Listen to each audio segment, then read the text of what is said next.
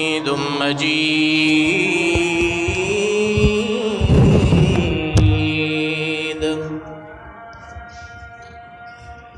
اللهم بارك على محمد وعلى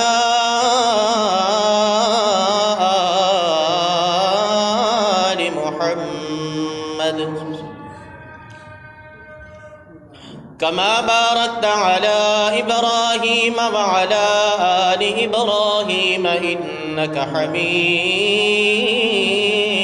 مجيد. أما بعد فإن خير الحديث كتاب الله وخير الهدي هدي محمد صلى الله عليه وسلم وشر الأمور محدثاتها وكل محدثة بدعة وكل بدعة ضلالة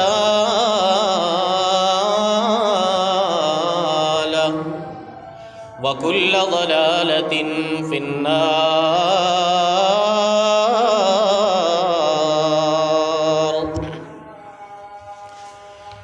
رب اشرح لي صدري ويسر لي أمري واحلل عقدة من لساني يفقهوا قولي. سبحانك لا علم لنا إلا ما علمتنا إنك أنت العليم الحكيم.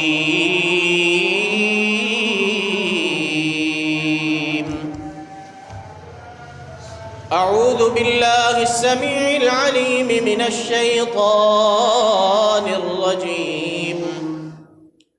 بسم الله الرحمن الرحيم.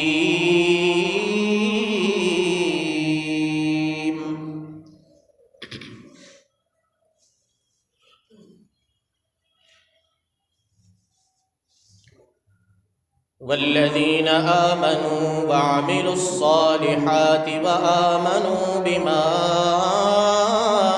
نزل على محمد وهو الحق من ربهم كفر عنهم سيئاتهم وأصلح بالهم.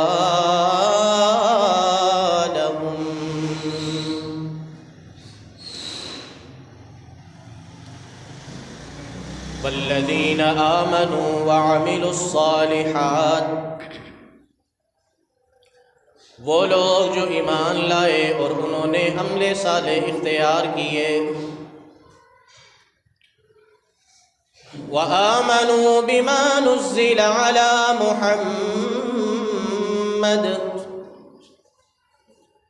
اور وہ ایمان اور یقین رکھتے ہیں ہر اس بات پر جو نبی پاک صلی اللہ علیہ وسلم پر نازل کی گئی.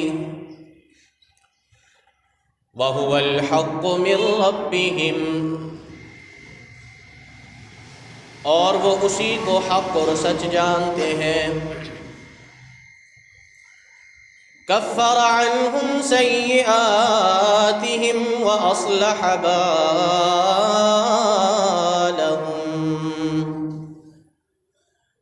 اللہ نے ان کی ساری خطاؤں غلطیوں کو درگزر کر دیا، مٹا دیا، اور ان کے زندگی کے تمام حالات کو بہتر اور درست کر دیا. صدق اللہ مولانا العظیم وصدق رسولہ النبی الکریم، ونحن على ذلك لمن الشاہدین والشاکرین، والحمد للہ رب العالمین.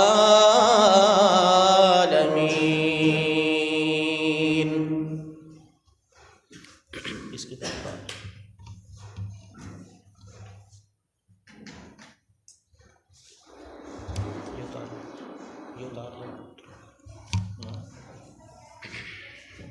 حضرات میری وقار، محترم بزرگوں، نوجوان ساتھیوں،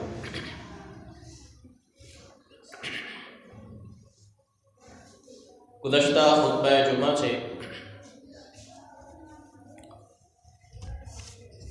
معاشرتی تربیت اور اصلاح کے لیے سورۃ الحجرات کا تفسیر اور تشریح کے ساتھ خطبات جمعہ میں آغاز کیا ہے، جس ضمن میں جو پہلی بات ہم اس سورۃ مبارکہ کی پہلی آیت مبارکہ کی روشنی میں سمجھ رہے تھے وہ یہ ہے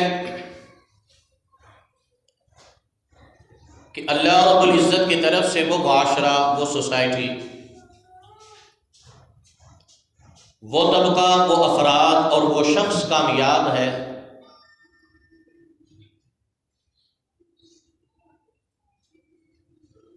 کہ جس کی کائنات کے عمل میں سب سے پہلی ترجیح اس کا ایمان ہے، اس کا نظریہ اور عقیدہ ہے۔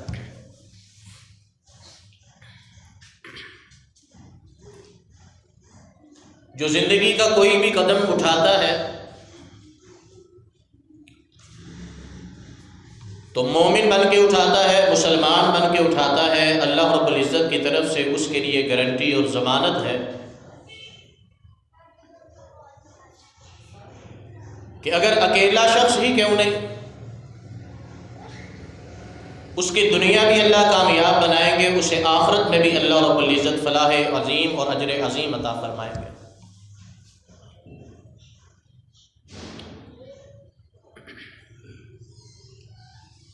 سمجھنے کی بات یہ ہے کہ ایمان ہے کیا؟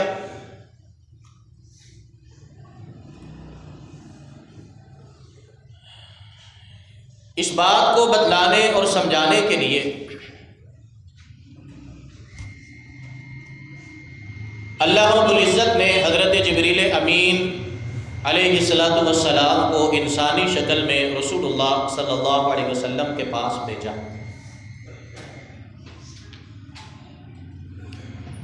آپ مسجد نبوی میں تشریف فرما تھے، صحابہ کرام بھی کچھ بیٹھے ہوئے تھے،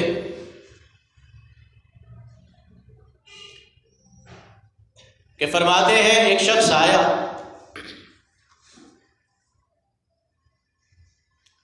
جس کو ہم نے پہلے دیکھا ہوا نہیں تھا، مدینہ میں کبھی وہ ہماری نظر اور نگاہ میں نہیں آیا تھا،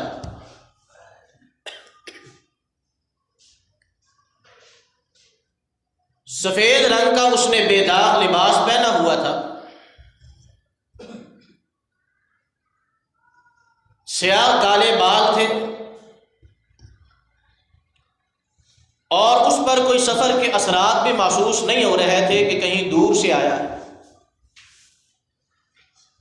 اور یہی بات بڑے تعجب والی تھی کہ مدینہ کا باسی ہوتا تو کبھی نہ کبھی تو نظر اور نگاہ میں آتا، لیکن اسے کبھی ہم نے دیکھا بھی نہیں تھا، کوئی اسے پہچانتا بھی نہیں تھا، اچانک آیا تھا، اور جس حالت میں آیا تھا اس سے یہ بھی پتہ نہیں چل رہا تھا کہ کہیں دور دراز سے سفر کر کے آیا ہے۔ اگر سفر کر کے آیا ہوتا تو صحرائی علاقہ تھا، سر پہ گرد پڑی ہوتی، منہ پہ گرد پڑی ہوتی، لباس پہ گرد پڑی ہوتی، ہمیں پتہ چل جاتا، لیکن ایسا بھی نہیں تھا۔ نبی پاک صلی اللہ علیہ وسلم کے پاس آ گیا، اتنا قریب ہوا کہ اللہ کے رسول صلی اللہ علیہ وسلم کے گھٹنوں کے ساتھ اپنے گھٹنے ملا کے دو زانو ہو کے بیٹھ گیا، بڑے ادب کے ساتھ بڑی آہستہ آواز میں رسول اللہ صلی اللہ علیہ وسلم سے کچھ سوال کرنے لگا۔ حضرت عمر فاروق رضی اللہ تعالیٰ عنہ بیان کرتے ہیں کہ مسجد ہی میں تھے، ہم بھی پاس تھے، لیکن اس کی بات سننے کے لیے مجھے وہاں سے اپنی جگہ سے چل کر گھسٹتے ہوئے میں اور قریب ہوا کہ سن تو لوں کہتا کیا ہے۔ اتنی آہستہ آواز میں وہ رسول اللہ سے بات کر رہا تھا۔ جب میں قریب ہوا تو میرے کانوں میں یہ الفاظ پہنچے کہ اس کا پہلا سوال تھا مل ایمان، اے نبی پاک صلی اللہ علیہ وسلم مجھے سمجھائیے، بتلائیے کہ ایمان کیا ہے۔ تو نبی پاک صلی اللہ علیہ وسلم نے اسے چند ارکان بتلائے اور چند اعمال بتلائے کہ یہ اشیاء اگر تم میں موجود ہے تو تمہارے ایمان کی اساس اور بنیاد تمہیں حاصل ہو جائے گی۔ اس میں پہلی بات اللہ کے رسول صلی اللہ علیہ وسلم نے فرمایا ان تؤمن باللہ وملائکتہ وکتبہ ورسلہ والیوم الآخر والقدر خیرہ وشرہ من اللہ تعالی۔ ایمان یہ ہے کہ آپ اللہ کو مانو، اللہ پر ایمان رکھو، اللہ کے رسول اور انبیاء ان کو مانو، ان پر ایمان و یقین رکھو، اللہ کی نازل کردہ کتابوں کو تسلیم کرو، ان پر ایمان رکھو، اور قیامت کے دن پر کہ مرنے کے بعد دوبارہ اٹھایا جانا ہے اس بات پر ایمان رکھو، اور پانچویں چیز کہ اس بات پر ایمان رکھو کہ اس کائنات کے اندر کسی کے ساتھ کوئی اچھا ہو یا برا ہو وہ صرف اور صرف اللہ کے اختیار اور اللہ کی مرضی سے ہوتا ہے، اس کائنات کے اندر کچھ بھی اللہ کی قدرت اور طاقت سے باہر نہیں ہے۔ یہ ایمان کے ارکان ہیں۔ جو بندہ، جو انسان ان پانچ چیزوں پر اپنے ایمان کا دعویٰ کر لیتا ہے اس کی ایمانی زندگی کا آغاز ہو جاتا ہے۔ لیکن یہ سمجھنے کی بات ہے کہ یہ پانچ چیزیں قبول کر لینا اور مان لینا اور ان کو تسلیم کر لینا یہ بندے کو پورا مومن اور مکمل مسلمان نہیں بناتی۔ یہ پانچ اشیاء اس کی زندگی کے اندر ایمان کا، اسلام کا آغاز کرتی ہیں۔ اب اس کے بعد اگلا مرحلہ ہے کہ اگر زندگی کے تمام تر اعمال میں اسے جہاں اور جس وقت جو کردار اپنانا اور دکھلانا ہو وہ کردار اور رویہ ان پانچ ارکان میں سے کسی ایک ایمانی رکن کے خلاف نہ ہو، اس کے مطابق ہو، تو وہ بندہ ایمان میں بڑھتا رہتا ہے، اس کا ایمان مزید ہوتا، پختہ ہوتا، مضبوط ہوتا ہے۔ اور اگر بندہ دعویٰ کرے اللہ کو ماننے کا، دعویٰ کرے اللہ کے رسول کو ماننے کا، دعویٰ کرے اللہ کی کتابوں پر ایمان اور یقین رکھنے کا، اس بات کا بھی دعویٰ کرتا ہو کہ مرنے کے بعد میں نے اٹھایا جانا ہے، قیامت کا دن آنا ہے، حساب و کتاب ہونا ہے، اس بات پر بھی ایمان کا دعویٰ کرتا ہو کہ اس کائنات کے اندر قدرت و اختیار اگر ہے کسی کے پاس تو وہ صرف اللہ کی ذات ہے۔ یہ سارے دعوے کرتا ہے، لیکن عملی زندگی کے اندر، زندگی کے کسی مرحلہ میں، کسی مقام پہ، کسی موقع پر اس کا عمل ان دعووں کے مطابق نہیں رہتا، اپنے ان دعووں کو اپنے عمل سے ظاہر ثابت نہیں کر سکتا، تو وہ بندہ اپنے ایمان میں کمزور ہے، نہ پختہ ہے، نہ مکمل ہے۔ اور اللہ کا یہ وعدہ ہے اس زندگی کے اندر اگر کوئی بندہ، کوئی کائنات کا انسان اور فرد اپنے ان پانچ بنیادی ارکان کے مطابق عمل کر کے دکھلا دے، اپنے ان ایمان کے دعووں کو ہمیشہ ثابت کرنے کے لیے تگ و دو اور کوشش کرتا رہے، تو اللہ رب العزت اس کو وہ خیر، برکات، بلائیاں اور کامیابیاں عطا فرماتے ہیں جو کائنات میں کسی اور کو ملتی نہیں ہے۔ قرآن پاک کا اعلان ہے جو ہم نے آیت کریمہ پڑھی، اللہ رب العزت نے 4 چیزیں اس میں بیان فرمائی. وہ 4 چیزیں، وہ 4 اشیاء اگر کوئی بندہ اپنے اندر پکی کر لے، پختہ کر لے، اور ان 4 کا تعلق ایمان کے ساتھ ہے، اللہ رب العزت اس کو بدلہ عطا فرماتے ہیں. کیا کیا؟ پہلی چیز سورہ محمد اور 26ویں پارے کی آیت مبارکہ، فرمایا والذین آمنوا، وہ لوگ جو ایمان لائے. پہلی چیز اللہ پر ایمان رکھنا، رسول پر ایمان رکھنا. وعملوا الصالحات، دوسرے نمبر پر اپنے ایمان کو صرف باتوں میں نہیں رکھا، دعووں میں نہیں رکھا، نعروں میں نہیں رکھا، بلکہ اپنے ایمان کے مطابق نیک اور صالح عمل کرتا رہا. وآمنوا بما نزل علی محمد، اور نبی پاک صلی اللہ علیہ وسلم پر جو اللہ نے نازل کیا ہے وہ قرآن کی آیات ہیں، تب بھی ان پہ یقین رکھتا ہے. وہ احادیث کے الفاظ ہیں، ان پہ بھی یقین رکھتا ہے. نبی پاک صلی اللہ علیہ وسلم پر نازل ہونے والی ہر چیز اور ہر بات کو مانتا، اس پر یقین رکھتا ہے. وَهُوَ الْحَقُّ مِنْ رَبِّهِمْ، اور چوتھا اپنے اندر یہ صفت پیدا کرتا ہے، اپنے اندر یہ کمال پیدا کرتا ہے کہ کائنات کے اندر جس طرح کے بھی رویے سامنے آئے، جس طرح کا بھی نتیجہ سامنے آئے، حق صرف وہی ہے جو اللہ قرآن میں کہتے ہیں، جو رسول اپنی زبان سے فرماتے ہیں. اللہ کی کتاب کے خلاف کچھ بھی ہو، دنیا آ جائے، سائنس آ جائے، ٹیکنالوجی آ جائے، ترقی آ جائے، ایجادات آ جائیں، اگر قرآن کے خلاف ہے، سچ نہیں ہے، حق نہیں ہے، باطل ہے، جھوٹ ہے، اگر پیغمبر کی ذات اور بات کے خلاف آ جائے، سارا کچھ ناحق ہے، جھوٹ ہے، باطل ہے، ضائع ہونے والا ہے. جو یہ 4 اوصاف ایمانی کردار اپنے اندر پیدا کر لے، اللہ کا اس کے ساتھ وعدہ ہے کفر عنہم سیئاتہم،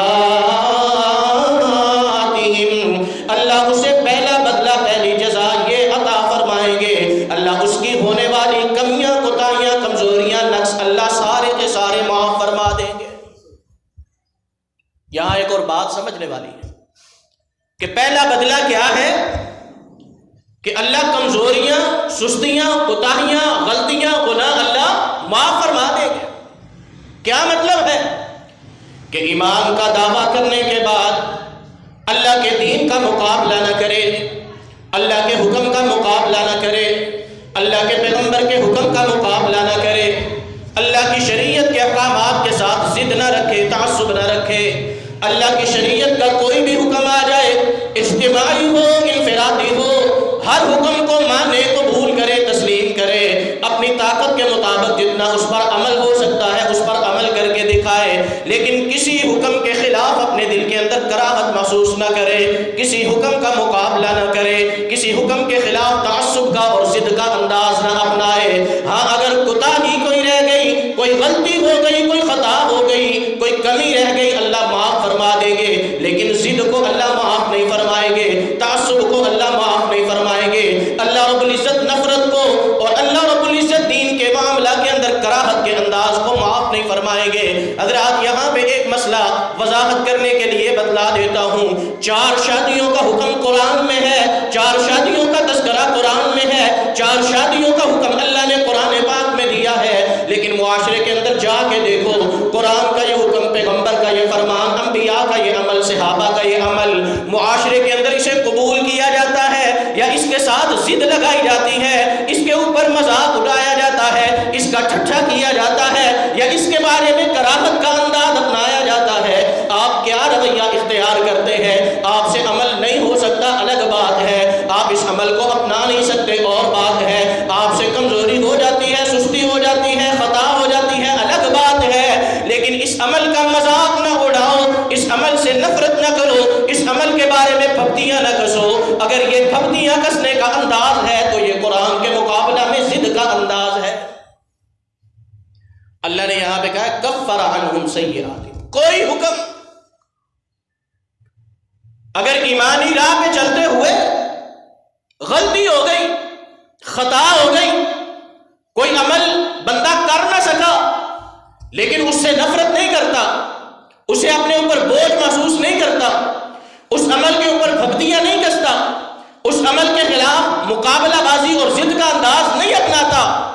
اللہ رب العزت کمی معاف کر دیں گے، کوتاہی معاف کر دیں گے، لیکن اگر ضد کرے گا اس حکم کے مخالف، اس حکم کے مقابلہ میں، قرآن کے یا رسول اللہ کے فرمان کے مقابلہ میں تعصب رکھے گا، تو حضرات یہ غلطی نہیں ہے، یہ کوتاہی نہیں ہے، یہ نفاق اور کفر ہے۔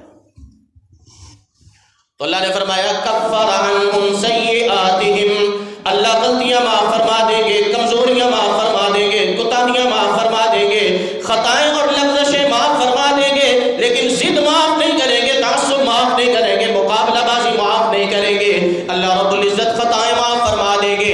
پہلا صلہ اللہ دے رہے، اور دوسرا اللہ نے کیا وعدہ فرمایا؟ ایمان کو مضبوط کیا، ایمانی روش میں چلا، مومن بن کے زندگی گزارتا رہا۔ اللہ وعدہ فرماتے ہیں اصلح بالہم، اللہ اس کی ساری زندگی کے معاملات کو، اس کے دل کی پریشانیوں کو، الجھنوں کو، تکلیفوں کو، درد کو، اس کے معاملات کی ساری ذہنی پریشانیوں اور ٹینشنوں کو اللہ دور فرما دیں گے، اللہ خود ان کی اصلاح فرما دیں گے۔ حضرات یہ مومن بندے کے ساتھ وعدہ ہے۔ جیسے جیسے بندہ زندگی کے اندر ایمانی کردار اپناتا جائے گا، اللہ رب العزت اس کی زندگی کے معاملات سدھارتے جائیں گے، اور جہاں جس موقع پر کسی مقام اور معاملہ میں ایمان کچھ کہتا ہے، اسلام کچھ کہتا ہے، عقیدہ کسی اور طرف بلاتا ہے، بندہ کسی اور طرف جاتا ہے، تو حضرات نتائج بدل جائیں گے، حالات بگڑ جائیں گے، اللہ رب العزت ہاتھ میں آئی ہوئی چیزیں واپس کھینچ لیں گے، اللہ کامیابیاں عطا نہیں فرمائے۔ سورۃ الانفال اور 3 ہجری کا واقعہ مدینہ کے اندر، غزوہ احد کا موقع، آپ اندازہ کریں کتنے بڑے بڑے مومن اس غزوہ احد کے اندر موجود، رسول اللہ صلی اللہ علیہ وسلم کی شخصیت موجود، صحابہ کرام ابو بکر صدیق، عمر فاروق، عثمان غنی، علی المرتضی، مہاجر صحابہ، انصاری صحابہ، ان کے ایمان کے اندر شک نہیں، عقیدے کی پختگی کے اندر شک نہیں، عمل کے اندر کمی موجود نہیں، نمازوں کے تارک نہیں، روزوں سے نفرت کرنے والے نہیں، زکوٰۃ کو خود پر بوجھ سمجھنے والے نہیں، عملی زندگی کے اندر مکمل مومن اور مسلمان بن کے رہنے والے۔ ایک موقع آ گیا، احد کا موقع۔ کیا ہوا کہ 3000 کا لشکر لے کر مکہ کے قریش مقابلہ کرنے کے لیے آ گئے، حملہ کرنے کے لیے۔ نبی پاک صلی اللہ علیہ وسلم کو پتہ چلا، مشورہ کیا صحابہ کرام سے کیا کیا جائے۔ صحابہ کرام میں سے کچھ نے مشورہ دیا مدینہ کے اندر رہ کر دفاع کیا جائے، کچھ نے کہا نہیں، مدینہ میں نہیں، باہر نکل کے مقابلہ کرنا۔ رسول اللہ نے مشورہ ان کا مان لیا، چلو باہر نکل کے مقابلہ کرتے۔ نکلے عبداللہ بن ابی منافق، یہ احد کے میدان میں پہنچنے سے پہلے 300 افراد کو لے کر واپس آ گیا۔ 1000 صحابہ کرام، 1000 افراد تیار ہوئے رسول اللہ کے ساتھ، ادھر 3000 ادھر 1000۔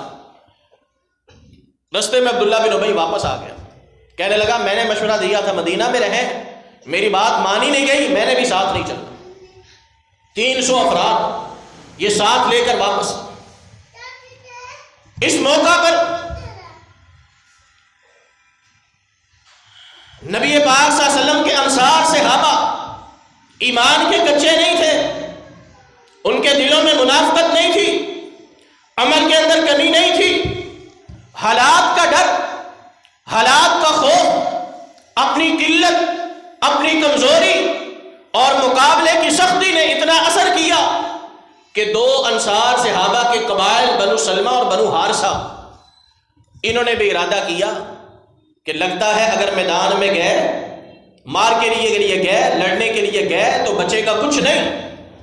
عبداللہ بن ابی بھی چلا گیا ہے، ہمیں بھی واپس چلے جانا چاہیے، ہمیں بھی واپس جانا چاہیے۔ اللہ رب العزت نے سورۃ آل عمران کے اندر یہ واقعہ بیان کرتے ہوئے احد کے میدان میں مسلمانوں کو پہلے کامیابی ملی، کفار بھاگ گئے، لیکن دوبارہ خالد بن ولید ابو سفیان ابھی مسلمان نہیں ہوئے تھے، انہوں نے پیچھے سے حملہ کیا اور حملہ اتنا سخت کیا مسلمانوں کے قدم اکھڑ گئے، 70 صحابہ کرام شہید ہوئے، نبی پاک صلی اللہ علیہ وسلم زخمی ہوئے، آپ کے دندان مبارک شہید ہوئے۔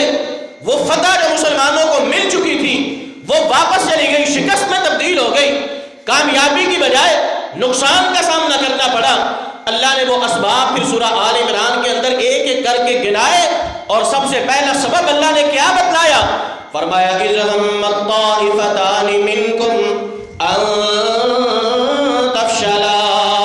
اے مومنو، اگر جاننا چاہتے ہو، سمجھنا چاہتے ہو احد کے میدان کے اندر کامیابی ناکامی میں کیوں بدل گئی، احد کے میدان کے اندر تمہارا سکھ اور تمہاری خوشی اور تمہاری مسرت دکھ میں، غم میں اور تکلیف اور نقصان میں کیوں بدل گئی، تو غور کرو، فکر کرو۔ اذ همت طائفتان منکم ان تفشلا۔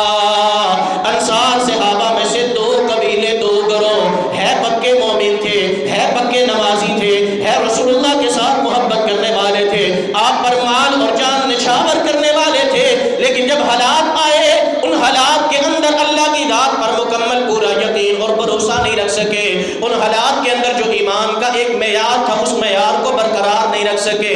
جب ارادہ کیا تم میں سے دو گروہوں نے ان تفشلا، کہ جیسے منافق بھاگ گئے ہیں ویسے تم بھی واپس چلے جاؤ، جیسے اور لوگ چلے گئے ویسے تم بھی واپس چلے جاؤ، ہم کمزور ہیں، ہم تعداد میں کم ہیں، ان کی تعداد بھی زیادہ ہے، ان کی قوت بھی زیادہ ہے، ان کے پاس اسلحہ بھی زیادہ ہے، ہم 700 افراد 3000 کا مقابلہ نہیں کر سکتے۔ ان تفشلا واللہ ولیہما۔ اللہ پر ایمان کا تقاضا یہ تھا کہ تعداد کو نہ دیکھا جاتا، لشکر کو نہ دیکھا جاتا، اسلحے کو نہ دیکھا جاتا، سامان کو نہ دیکھا جاتا، اللہ کی طرف دیکھا جاتا۔ اگر اللہ کی ذات 1000 کے لشکر کے مقابلہ میں 313 افراد کو فتح عطا فرما سکتی ہے، تو 3000 کے مقابلہ میں اللہ رب العزت 700 کو بھی فتح دے سکتی ہے۔ وعلی اللہ فلیتوکل المؤمنون۔ تمہارے حالات کے اندر بگاڑ کیوں آیا، تمہاری کامیابی ناکامی میں کیوں تبدیل ہوئی، کہ یہ پہلا عمل جو تمہارے چند افراد نے اختیار کیا اس پر عمل نہیں کیا تھا، واپس چھوڑ کے نہیں گئے تھے، صحابہ کرام کے سمجھانے پہ میدان میں گئے، لڑائی بھی لڑی، رک بھی گئے اور مارکا بھی کیا، لیکن اللہ رب العزت نے سبق یہ دیا ہے، لوگوں ایمان ایسا کوئی پتھر نہیں ہے جو تم انگلیوں پہ سجا لو، ایسا کوئی رنگ نہیں ہے جسے تم کپڑوں کے اوپر پہن لو، ایسا کوئی نام نہیں ہے جو اپنے ساتھ منسوب کر لو، بلکہ ایمان تو اپنی زندگی کے قدم قدم پر اللہ رب العزت کے ایمان کے مطابق رویے دکھانے کا نام ہے۔ کیا موقع آتا ہے، کیا مرحلہ آتا ہے، اس مرحلے پر جس طرح کا رویہ اپناؤ گے، اگر ایمان والا ہوگا، مومن والا ہوگا، مسلمان بننے والا ہوگا، تو وہ رویہ تمہارے تمام تر حالات کو درست کر دے گا، تمہارے حالات کے اندر بگاڑ آنے دے گا نہیں۔ کیوں؟ اللہ نے وعدہ کیا ہے، وہ جو ایمان لاتے ہیں، عمل صالح اختیار کرتے ہیں، اللہ پر ایمان رکھتے، پیغمبر پر ایمان رکھتے، اور پیغمبر کی بات اللہ کی بات کو ہی حق جانتے ہیں، اللہ کا ان کے ساتھ وعدہ ہے اصلح بالہم، اللہ ان کی زندگی کے سارے حالات کو درست کر دے گا۔ لیکن وہ ایمان کیا ہے؟ نعروں کا نام نہیں، وہ ایمان رویوں کا نام ہے۔ اذان سنے اس وقت ایمان کا تقاضا ہے، بندہ سب چھوڑ کر مسجد میں آئے، اس وقت نماز پڑھنا ایمان کی علامت ہے۔ معاشرے کے اندر کاروبار کرے، تجارت کرے، بندے کے پاس سودا ہو، سامنے گاہک ہو، اسے پتا ہو میرے سودے کے اندر نقص ہے، 1000 دیکھے 2000 دیکھے، نقص کو چھپا جائے اور پیسے کو سمیٹ لے، اس وقت اس بندے نے ایمان والا رویہ اپنایا نہیں ہے۔ ایمان رویوں کا نام ہے، کردار کا نام ہے، عمل کا نام ہے، اور اگر وقت پڑنے پر ایمانی رویہ نہیں اپنایا، ایمانی کردار نہیں اپنایا، تو پھر یقین مانو اللہ رب العزت کا کسی کے ساتھ کوئی وعدہ نہیں ہے۔ وہ صحابہ نمازیں نہیں پڑھتے تھے، سارا کچھ کرتے تھے، لیکن کیا کمزوری آئی؟ اللہ نے بتلا دیا کہ وہاں لوگوں کو واپس پلٹتا ہوا دیکھ کر اپنا ارادہ بدلنا چاہیے نہیں تھا، وہاں اپنی کمزور اور تھوڑی تعداد کو دیکھ کر اپنے آپ کو ڈر اور خوف زدہ کرنا چاہیے نہیں تھا۔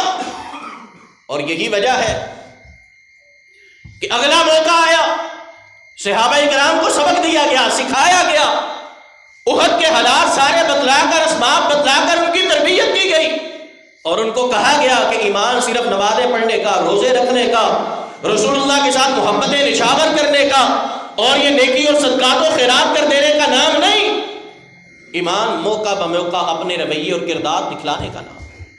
اور تربیت ہو گئی، تعلیم مل گئی، ایک دفعہ کے موقع پہ، صرف ایک دفعہ کے موقع پہ صحابہ کو سمجھا دیا گیا۔ غزوہ احزاب کا موقع آیا، غزوہ احزاب،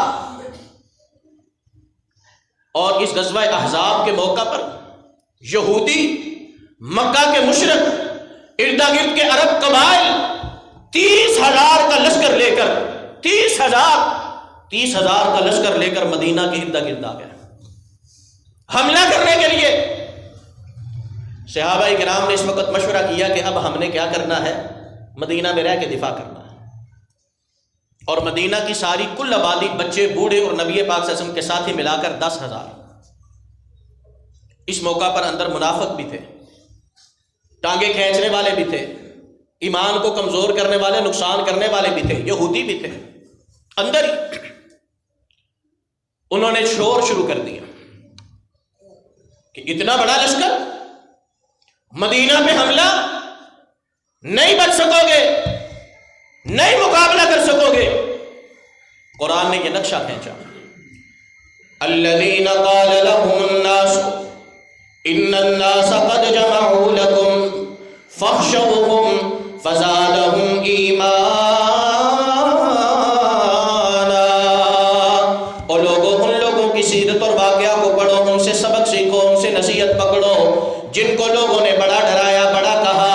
ان الناس قد جمعوا لكم، بڑے لشکر اکٹھے ہو کے تمہارے خلاف آ گئے ہیں، بڑے لوگ اپنی قوت طاقت سمیٹ کر تمہیں ہلاک اور تباہ کرنے کے لیے آ گئے، تمہاری بستی کو مٹانے کے لیے آ گئے۔ فاخشوہم، ان سے ڈر جاؤ، ان سے بچ جاؤ، وہ تمہارا کچھ بھی نہیں چھوڑیں گے، تم ان کا مقابلہ نہیں کر سکو گے۔ لیکن یہ تربیت یافتہ، یہ ایمان کی حقیقت کو سمجھنے والے لوگ، جنہوں نے سمجھ لیا کہ ایمان اپنے کردار پہ مضبوط رہنے کا نام ہے، ایمان اللہ کے حکم کے مطابق رویہ دکھانے کا نام ہے، انہوں نے اس وقت کیا کہا، وَقَالُوا حَسْبُنَا اللَّهُ فَزَادَهُمْ إِيمَانًا۔ اس موقع پر ان کا ایمان کمزور نہیں پڑا، اس موقع پر ایمان نماز پڑھنے کا نام نہیں تھا، اس موقع پر ایمان صدقہ خیرات کرنے کا نام نہیں تھا، اس موقع پر ایمان نیکی کا کوئی اور عمل کرنے کا نام نہیں تھا، بلکہ اس موقع پر ایمان کیا تھا، لوگ جتنا برا پیغنڈا کر رہے ہیں، لوگ جتنا ڈر پیدا کرنے کی کوشش کر رہے ہیں، لوگ جتنا حالات کی خرابی کا ڈراوا اور بہکاوا دے رہے ہیں، اتنا اللہ کی ذات پہ یقین بڑھے، اتنا اللہ کی ذات پہ توکل بڑھے، اتنا اللہ کی ذات پہ ایمان اور بھروسہ بڑھے۔ فزادہم ایمانا، یہ پہلے ایک غلطی کر کے سیکھ چکے تھے، اب وہ دوبارہ غلطی کرنے کے لیے بالکل بھی انہوں نے کمزوری نہیں دکھائی، بلکہ ان کا ایمان اور مضبوط ہوا۔ وقالوا حسبنا اللہ، سارے مومنوں نے کہا، وہ جتنے مرضی لشکر لے کے آ جاؤ، جتنا مرضی اسلحہ لے کے آ جاؤ، جتنی مرضی تعداد لے کے آ جاؤ، جتنی مرضی قوت و طاقت لے کے آ جاؤ، اگر اللہ کی معیت، اللہ کی نصرت ہمارے ساتھ ہے تو دنیا کی کوئی قوت و طاقت ہمارا نقصان کر سکتی نہیں۔ فزادہم ایمانا وقالوا حسبنا اللہ ونعم الوکیل، کہنے لگے ہمیں اللہ کافی ہے، اللہ ہی ہمارا محافظ ہے، اللہ ہی ہمارا مددگار ہے۔ اسلحہ کام نہیں آتا، قوتیں کام نہیں آتی، فوجیں حفاظت نہیں کرتی، اسباب حفاظت نہیں کرتے، اگر اللہ کی حفاظت نہ ہو، اگر اللہ کی حفاظت کرنے پہ آ جائے تو کسی قسم کی کوئی دنیا کی طاقت نقصان نہیں دے سکتی ہے۔ ایک معنی عام جو سمجھ میں آتا ہے، اور دوسرا معنی حسبنا اللہ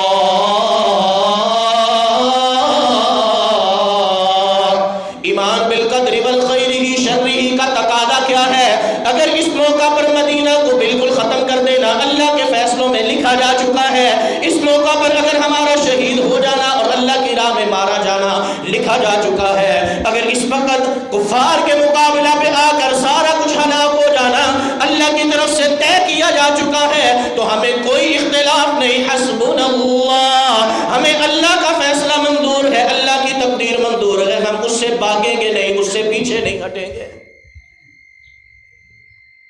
ہم اس کو چھوڑ کے جائیں گے نہیں۔ نتیجہ کیا نکلا؟ فانقلبوا بنعمت من اللہ وفضل لم یمسسہم سوء، پہلا نتیجہ اللہ کی طرف سے ملا ایمان پہ مضبوط رہنے کا، مومنوں والا کردار دکھلانے کا۔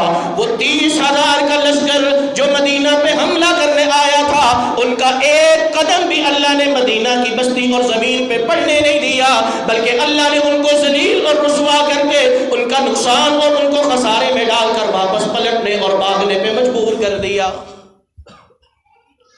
مقابلہ بھی نہیں ہونے دیا۔ کسی مسلمان نے تلوار بھی اٹھائی نہیں۔ فانقلبوا بنعمت من اللہ، اللہ نے اپنا احسان کرتے ہوئے، اپنی نعمت کرتے ہوئے ان کو واپس بھیج دیا۔ لم یمسسہم سوء، اللہ نے مسلمانوں کا جنہوں نے اپنے ایمان کو مضبوط رکھنا، ایمان والا کردار اپنایا، اللہ نے ان کا ایک ذرہ بھی کوئی نقصان ہونے نہیں دیا۔ تیسرا انعام واتبعوا رضوان اللہ، ان کے اس کردار اور رویے کو دیکھ کر اللہ بھی ان سے راضی اور خوش ہو گیا، انہیں اللہ کی رضا بھی مل گئی۔ چوتھا انعام واللہ ذو فضل عظیم، اس کے بعد اللہ کے پاس اور بھی فضل ہے، انعامات اور احسانات ہیں جو اللہ ان کو دنیا میں بھی آخرت میں بھی عطا فرمائیں گے۔ اللہ اس سے بھی بڑے فضل والے ہیں۔ حضرات اسی ایک واقعہ سے سمجھ لیں، صحابہ کرام ان کا ایمان کا دعویٰ بھی پکا تھا، عمل میں بھی کمی نہیں تھی، وہ رسول اللہ کے باغی بھی نہیں تھے، نمازوں کے تارک بھی نہیں تھے، لیکن پھر بھی جب حادثہ، واقعہ، ماحول اور وقت کے مطابق اپنا ایمانی کردار دکھلانے میں سستی ہو گئی، اللہ رب العزت نے فوراً حالات کو، ماحول کو، نتائج کو بدل دیا، اور جہاں ایمانی کردار دکھلایا۔ اس لیے حضرات سمجھیں، ایمان صرف کلمہ پڑھ لینے سے مکمل نہیں ہوتا، ایمان صرف فرشتوں پر ایمان رکھنے سے مکمل نہیں ہوتا، قرآن کی تعلیم کرنے سے ایمان مکمل نہیں ہوتا، ایمان صرف اس چیز کا نام نہیں کہ رسول اللہ کی رسالت کو مانتے ہیں، تسلیم کرتے ہیں، ایمان صرف اس چیز کا نام نہیں کہ مسجد میں نمازیں ادا کرتے ہیں، ایمان صرف اس چیز کا نام نہیں کہ سال کے بعد زکوٰۃ ادا کرتے ہیں، بلکہ ایمان اس چیز کا نام ہے کہ زندگی میں آپ جو قدم اٹھاتے ہیں، جو عمل کرتے ہیں، جو کردار دکھلاتے ہیں، اس کردار میں ایمان کا کوئی اثر اور ایمان کا کوئی حکم موجود ہے کہ نہیں ہے۔ اگر ایسا ایمان اپنائیں گے، ایسا انداز اپنائیں گے، تو یقین جانیں جو اللہ رب العزت نے ایسے مومن کے لیے رکھا ہے، دنیا جہان کی کسی قوت، طاقت، مقام و مرتبے کے پاس وہ صفات موجود نہیں ہے۔ کیا اللہ نے رکھا ہے؟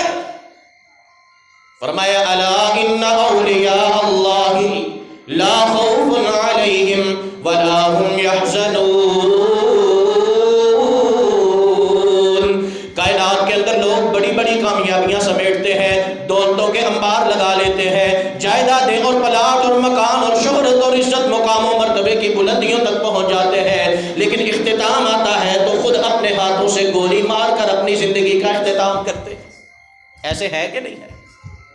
کیوں؟ ٹینشن اتنی بڑھ گئی، حالات ایسے بگڑ گئے۔ لیکن جو اللہ کے ولی ہیں کون ہیں؟ الذین آمنوا وکانوا یتقون، جو اپنی زندگی کے ہر قدم پر، ہر مقام پر ایمان والا کردار سمجھتے ہیں اور اس کو ادا کرتے ہیں، اللہ کبھی بھی زندگی کے اندر ان کا خوف اتنا نہیں بڑھنے دیتے اللہ کوئی بھی ٹینشن اور کوئی بھی پریشانی ان کی زندگی پر اتنی حاوی نہیں ہونے دیتے کہ یہ اپنے آپ کا خاتمہ کرنے پہ مجبور ہو جائے. ان کے لیے خوف کوئی خوف رہتا نہیں، ان کے لیے کوئی پریشانی کوئی ہلاکت والی بنتی نہیں. اللہ ان کا ولی بنتا، اللہ ان کا دوست بنتا ہے. اور جو مومن اور ایمان والا کردار نہیں اپناتے، جو ایمان والے رویے کو نہیں سمجھتے، جو ایمان والی سوچ اور فکر کو اپنی زندگی پہ حاوی نہیں کرتے، قرآن کا فیصلہ ہے اِنَّا جَعَلْنَا الشَّيَاطِينَ أَوْلِيَاءَ لِلَّذِينَ لَا يُؤْمِنُونَ. سب سے پہلا اور سب سے باری اور سب سے عظیم نقصان ان کا کیا ہوتا ہے؟ اللہ ان کا ساتھی شیطان کو بنا دیتے ہیں جو زندگی بھر انہیں کوئی بات سمجھ میں آنے دیتا ہی نہیں. ابو جہل کا پتہ ہے؟ ابو جہل، اس کا نام تھا عمر بن حشام. اس کا نام کیا تھا؟ عمر بن حشام. اور اس کی کنیت تھی ابو الحکم. ابو جہل اس کی کنیت نہیں تھی. لوگوں کے اندر جو مشہور ہوتا ہے نا، فلاں بٹ صاحب، فلاں حاجی صاحب، فلاں چودھری صاحب، فلاں یہ صاحب، فلاں یہ صاحب، فلاں یہ صاحب، ویسے اس کی اپنے معاشرے میں شہرت کیا تھی؟ ابو الحکم. ابو الحکم کا معنی کیا ہے؟ بڑا عقل مند، بڑا دانا، بڑا سمجھدار. اتنا سمجھدار کہ مکہ کے سارے عرب اپنے تمام تر معاملات کے اندر اسی کو فیصلہ کرنے اور اسی کو مشورہ دینے لینے کے لیے بلایا کرتے.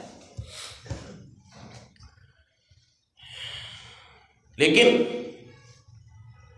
جب اس کے سامنے آیا نا اللہ کے پیغمبر صلی اللہ علیہ وسلم اور دعویٰ کیا انی رسول اللہ، اے قریش کے لوگوں میں اللہ کا رسول، اللہ کا نبی ہوں. میرے نبی ہونے کی علامت اور نشانی یہ ہے، معجزہ یہ ہے، دلائل یہ ہے. ان ساری چیزوں کو سمجھو، پرکھو، انداز دیکھو. اگر تمہیں ان دلائل کا یقین آ جائے تو مجھے نبی مان لو، مجھے رسول مان لو. دلائل دیکھے، شواہد دیکھے، معجزات دیکھے، مانا نہیں. کیوں نہیں مانا؟ کیا اسے یہ پتہ نہیں لگا تھا کہ یہ سچے رسول ہیں؟ یہ پتہ چل گیا تھا، یہ علم اسے ہو گیا تھا کہ یہ جو پیغمبر صلی اللہ علیہ وسلم باتیں بتلاتے ہیں اپنی ذات سے اور اپنی طرف سے بتاتے نہیں، یہ اللہ کی نازل کرتا ہے. مانا کیوں نہیں؟ قرآن میں 2 جگہ پہ اس کا ذکر ہے. پہلی بات، قرآن میں جو ذکر کیا ابو جہل اور اس کے سارے ساتھی، کیا رویہ اور کیا سوچ تھی؟ وَقَالُوا لَوْلَا نُزِّلَ هَذَا الْقُرْآنُ عَلَى رَجُلٍ مِّنَ الْقَرْيَتَيْنِ عَظِيمٍ. کہنے لگے اللہ نے قرآن نازل کرنا تھا، اللہ نے نبی بنانا تھا، اللہ نے رسول بنانا تھا، اللہ نے اس منصب پہ کسی کو کھڑا کرنا تھا، تو پھر مکہ کے اندر اتنے بڑے بڑے چودھری موجود تھے، اتنے رئیس موجود تھے، اتنے مالدار موجود تھے، اتنے بڑے بڑے زعماء اور عزت دار موجود تھے، اتنے بڑے بڑے جدی پشتی اور حسب نسب رکھنے والے، قوت اور طاقت رکھنے والے موجود تھے. مدینہ مکہ کے علاوہ طائف کی بستی کے اندر اتنے بڑے بڑے لیڈر موجود تھے، اتنے بڑے بڑے چودھری موجود تھے. اللہ نے اگر نبی بنانا تھا ان میں سے کسی کو بناتے. اللہ نے اس یتیم کو ہمارے سروں کے اوپر لا کے بٹھا دیا. ہم یہ بات مان سکتے نہیں، ہم سے یہ برداشت نہیں ہوتا کہ آج تک سارے کاموں میں جب عزت کرنے کی بات آتی تھی تو ایک قبیلہ کی عزت ہوتی کہ یہ بیت اللہ کا نگران ہے، اس کی صفائی کرتا ہے، بڑے اعزاز کی بات ہے. دوسرے خاندان کی عزت ہوتی کہ یہ بیت اللہ کے جو ہے وہ حاجی اور زائرین ان کو سدوں میں لاتا ہے، ان کی خدمت کرتا ہے، اس کے پاس بیت اللہ کی چابی ہے، اس کے پاس یہ والا مقام ہے. اس وجہ سے ہماری عزت ایک دوسرے کے سامنے بالکل برابر اور ایک جیسی تھی. کوئی ہم میں سے ایک دوسرے سے اونچا اور بڑا نہیں تھا. اب بنو ہاشم کے اندر اللہ نے نبی بھیج دیا ہے. اگر ہم ان کی نبوت کو تسلیم کر لیں تو اس کا مقابلہ کیا جا سکتا نہیں. ان سامنے جھکنا پڑے گا، ان کی ہر بات کو ماننا پڑے گا۔ اس لیے وہ یہ بھی کہتے تھے آپ کو سردار مان لیں گے، سارے عرب کا اور مکہ کا سردار آپ کو بنا لیں گے، چودھری مان لیں گے، لیکن نبی ماننا نہیں، رسول ماننا نہیں۔ کیا فرق ہے چودھری ماننے میں، سردار ماننے میں، بڑا ماننے میں اور نبی اور رسول ماننے میں؟ کیوں انہوں نے بڑا ماننا تسلیم کر لیا، چودھری بنانا تسلیم کر لیا، سردار بنانا تسلیم کر لیا، لیکن نبی بنانا اور رسول ماننا تسلیم نہیں کیا؟ وجہ کیا ہے کہ جب رسول مانیں گے، نبی مانیں گے، پھر ہر بات سن کر سر کو جھکانا ہوگا، کسی بات سے اختلاف ہو سکتا اور کوئی بات چھوڑی جا سکتی نہیں۔ اور چودھری ہوگا، سردار مانا ہوگا تو کوئی بات دل کو لگی مان لیں گے، کوئی نہ لگی نہیں مانیں گے۔ اور سردار کی بات تو چھوڑی بھی جا سکتی ہے، نبی کی بات چھوڑی جا سکتی؟ یہ وہ مقام ہے جس کو مل جائے اس کا مقابلہ کیا جا سکتا نہیں، اور یہ ہم سے نہیں مانا جاتا۔ اس لیے اللہ کی طرف سے پھٹکار کیا پڑی؟ جس کو دلائل دیکھنے چاہیے تھے، عقل اور شعور کے مطابق فیصلہ کر کے، معجزات دے کر نبی پاک صلی اللہ علیہ وسلم کی نبوت اور رسالت کا اقرار کرنا چاہیے تھا، اس نے جب یہ ایمانی کردار اپنانے کی بجائے کفر کا رستہ اختیار کیا، اللہ نے پہلا سب سے بڑا نقصان اس کا یہ کیا، شیطان کو اس کا ساتھی بنا دیا، وہ قدم قدم پہ اس کے ساتھ رہا، حتیٰ کہ ایک موقع ایسا بھی آیا بیت اللہ کے اندر کھڑا ہے، کعبہ کی چادر ہاتھ میں پکڑی ہے اور دعا کر رہا ہے اللہ سے، اور کہہ رہا ہے اللہم ان کان ھذا ھو الحق من عندک فامطر علینا حجارۃ من السماء او ائتنا بعذاب علیم۔ اللہ اگر یہ قرآن سچی کتاب ہے، یہ پیغمبر سچے رسول ہے، اللہ آسمان سے پتھروں کی بارش برسا کے ہمیں تباہ و برباد کر دے، ہم نے ماننا عقل کسی کام آئی؟ فکر کسی کام آئی؟ اس لیے اسے ابو جہل کہا جاتا ہے، وگرنہ لوگ اسے ابو جہل کہتے نہیں تھے، لوگ اسے ابو الحکم کہتے تھے، دانا کہتے تھے، عقل مند کہتے تھے، سردار کہتے تھے، مشورے مانگتے تھے، فیصلے کرواتے تھے۔ اور اس کے مقابلہ میں آپ نے حکیم لقمان کا نام سنا ہے؟ آج دنیا کے اندر کوئی حکمت کی بات جہاں سے شروع ہو، جب تک اس کے ساتھ حکیم لقمان کا نام نہ جوڑا جائے، کوئی حکمت اور دانائی کی بات پوری ہوتی؟ جب بھی عقل مندی کی، دانائی کی، فہم کی، سمجھداری کی کوئی بات کرنی ہو، مثال دینی ہو، تو کس کی مثال دی جاتی ہے؟ حکیم لقمان۔ یہ کون تھا؟ کالے رنگ کا حبشی، کالے رنگ کا حبشی، بکریوں کا چرواہا، غلام، نہ حسب نسب، نہ خاندان، نہ دولت، نہ عزت، نہ وقار، نہ منصب، لیکن اللہ کا وعدہ ہے نا اصلح بالہم، اللہ ان کی ساری زندگی کے حالات درست کر دیتے ہیں۔ جو ایمان کا کردار اپناتے ہیں، مومن بن کے رہنے کی فکر کرتے ہیں، اللہ ان کو ضائع ہونے دیتے نہیں، اللہ لوگوں کے اندر ان کی عزت کو ختم ہونے دیتے نہیں، اللہ لوگوں کے دلوں کے اندر ان کی محبت بھی پیدا فرماتے، اللہ ان کی مدد بھی کرتے، اللہ ان کو غلبہ بھی دیتے، اللہ رب العزت ان کی شہرت اور عزت کو دوام بھی بخشتے۔ یہ وجہ ہے کہ آج جب تک سورہ لقمان کی تلاوت نہ کرو، قرآن کی تلاوت مکمل ہو سکتی نہیں۔ وہ جو حبشی تھا، وہ جو غلام تھا، وہ جو بکریوں کا چرواہا تھا، وہ جو نوکر تھا، اس کو اللہ نے حکیم بنا دیا۔ وہ جو معاشرے کا عقل مند تھا، دانا تھا، سمجھدار تھا، بڑے بڑے فیصلے کرتا تھا، لیڈر تھا، چودھری تھا، وڈیرا تھا، اسے اللہ رب العزت نے ابو جہل کے نام سے قیامت تک کے لیے معروف کر دیا کہ بے وقوفوں کا باپ، جاہلیت کی مثال اور نادانی اور بے وقوفی کی انتہا اگر کسی شخص میں ہے تو وہ کس میں ہے؟ ابو جہل میں۔ وجہ کیا تھی؟ اللہ نے قرآن میں ذکر کیا، جب اس نے کہا نا اللہ نے ان کو نبی کیوں بنایا، ان کو نبی کیوں نہیں بنایا، تو اللہ نے جواب کیا دیا؟ اَهُمْ يَقْسِمُونَ رَحْمَةَ رَبِّكَ، ان کو ماننا یہ چاہیے تھا کہ قدرت اللہ کی ہے، اختیار اللہ کی ہے، کائنات کے اندر اگر فیصلہ اللہ کرتے ہیں، اگر اختیارات اللہ دیتے ہیں، اگر منصب و طاقت و قوت اللہ کی مانتے ہیں تو اس کا معنی یہ ہے اللہ چاہے تو بکریاں چرانے والے کو نبی بنا دے، اللہ چاہے تو یتیم کو پیغمبر بنا دے، اللہ چاہے تو جس کو نبوت کا منصب عطا کرنا چاہے عطا کر دے۔ اللہ نبوت لوگوں کی سوچ اور فکر دے کر عطا کرتے نہیں ہے۔ انہوں نے اللہ کے اس فیصلے کو مانا نہیں، ایمان کا یہ رویہ اپنایا نہیں۔ اور دوسری طرف حکیم لقمان تھا، وہ غلام رہا تب بھی اللہ کے فیصلے پہ راضی، چرواہا رہا تب بھی اللہ کے فیصلے پہ راضی۔ حبشی اللہ نے پیدا کیا، کالے رنگ کا پیدا کیا، خوبصورت نہیں بنایا، اللہ رب العزت نے جو جیسا جس وقت جس طرح عطا کیا اس پہ راضی رہا۔ یہی بالقدر خیرہ و شرہ کا معنی ہے۔ اور جب اس نے یہ اپنا ایمانی کردار ادا کیا وَأَصْلَحَ بَالَهُمْ، آج پتہ نہیں کتنے ہزاروں سال پہلے دنیا سے چلا گیا لیکن آج بھی قرآن کے اندر اس کا نام زندہ موجود ہے۔ اللہ رب العزت ہمیں ایمان اور ایمان کی جو برکات ہیں ہماری زندگی کے اندر ان کو سمجھنے کی اور اپنا بھی ایمان والا کردار ہمیشہ زندہ رکھنے کی توفیق عطا فرمائے۔ اقول قولی ھذا استغفر اللہ لی ولکم ولسائر المؤمنین، والسلام علیکم ورحمۃ اللہ۔